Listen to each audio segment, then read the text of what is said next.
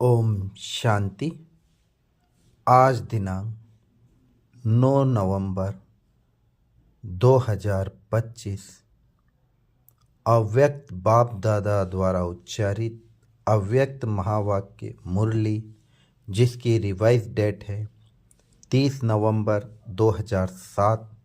मुरली का शीर्षक है सत्यता और पवित्रता की शक्ति को स्वरूप में लाते बालक और मालिकपन का बैलेंस रखो। आज सत बाप, सत शिक्षक, सत गुरु अपने चारों ओर के सत्यता स्वरूप, शक्ति स्वरूप बच्चों को देख रहे हैं, क्योंकि सत्यता की शक्ति सर्वश्रेष्ठ है। इस सत्यता की शक्ति का आधार है संपूर्ण पवित्रता।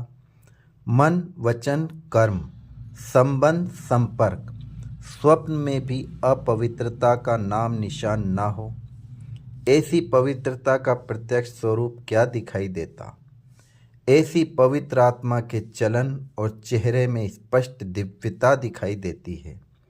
उनके नयनों में रूहानी चमक, चेहरे में सदा हर्षित मुक्ता और चलन में हर कदम में बाप समान कर्मयोगी।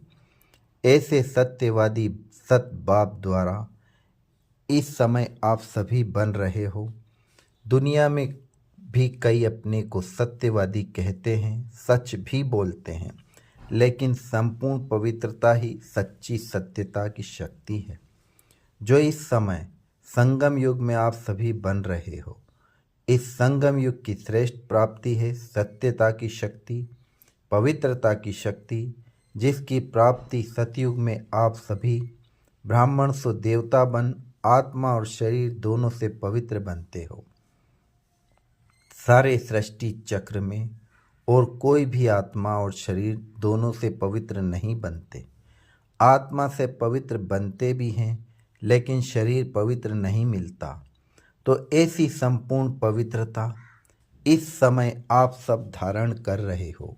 फलक से कहते हो, याद है क्या? फलक से कहते हो, याद करो।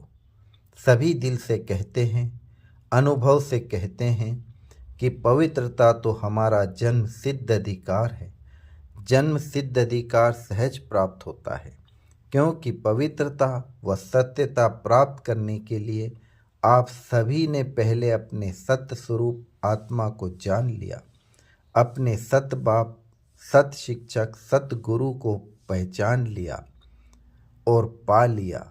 जब तक कोई अपने सत स्वरूप व सत बाप को नहीं जानते, तो संपूर्ण पवित्रता, सत्यता की शक्ति आ नहीं सकती।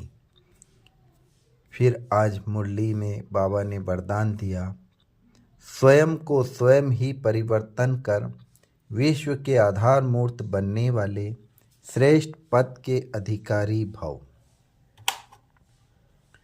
श्रेष्ठ पद पाने के लिए बाप दादा की यही शिक्षा है कि बच्चे स्वयं को बदलो। स्वयं को बदलने की बजाय परिस्थितियों को व अन्य आत्माओं को बदलने का सोचते हो। यह संकल्प आता है कि यह सेल्वेशन मिले, सहयोग व सहारा मिले तो परिवर्तित हो।